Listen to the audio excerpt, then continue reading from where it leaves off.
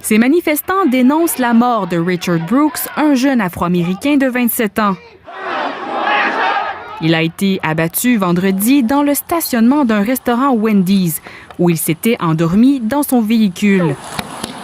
Les deux policiers dépêchés sur les lieux le réveillent et tentent de lui passer les menottes. D'après les caméras corporelles des policiers, Richard Brooks résiste.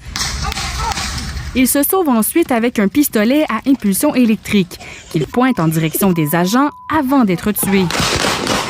La scène a littéralement mis le feu aux poudres. Alors, un autre noir abattu froidement aux États-Unis par un policier de race blanche. Apparemment, les nombreuses manifestations à travers le monde pour dénoncer le racisme semblent ne pas faire écho. Et encore un noir abattu.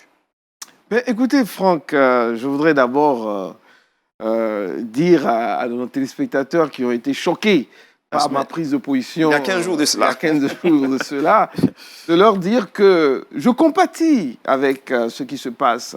Je suis noir, je compatis. Et tout ce que j'essayais de dire dans mon intervention, c'est que il faut attaquer la racine du problème. Et pour moi, la racine du problème, c'est la vie des Noirs et le comportement des Noirs et la dynamique dans la communauté noire. Et vous le voyez que dans ce cas précis, on a un Noir qui était sous l'influence de la drogue, qui était ivre et qui était au volant. C'est tout juste ce qu'on dit, hein, toujours en état d'ébriété. Sous l'influence de l'alcool. Non, drogue. De c'est de quoi je parle. De l'alcool. Non, drogue. On ajoute drogue. Docteur, ils ont parlé d'état d'ébriété. Et il était drogué également. Les rapports que moi j'ai lus étaient très précis. On y va. En anglais, il était drogué. Donc, ce que je voulais dire, c'est quoi? C'est que quand on l'arrête, aux États-Unis, la règle, généralement, c'est qu'il ne faut pas résister à une attaque. Deuxièmement, c'est un pays où le port d'armes est libre. Et le port de tous les types d'armes. Et sauf avec les déclassements récents. Donc, les policiers travaillent dans un environnement où la personne peut sortir une arme et tirer sur le policier.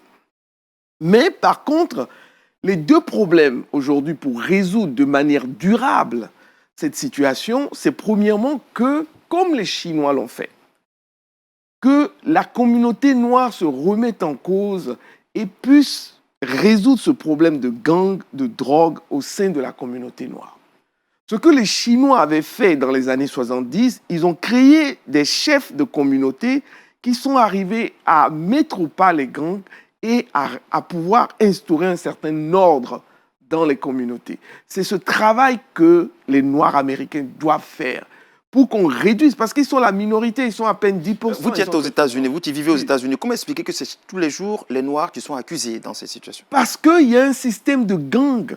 Il y a encore 2 mois de cela, un gang au niveau du Bronx est parti abattre une institutrice chez elle sous prétexte, une institutrice noire abattue par un gang noir, parce que cette institutrice noire enseignait aux jeunes du quartier à aller à l'école au lieu d'être des vendeurs de drogue. Donc, voilà le fond du problème. Quand on aura résolu ce problème de gang et que les jeunes noirs iront naturellement à l'école et qu'on aura moins de crimes, le problème va se résoudre de lui-même.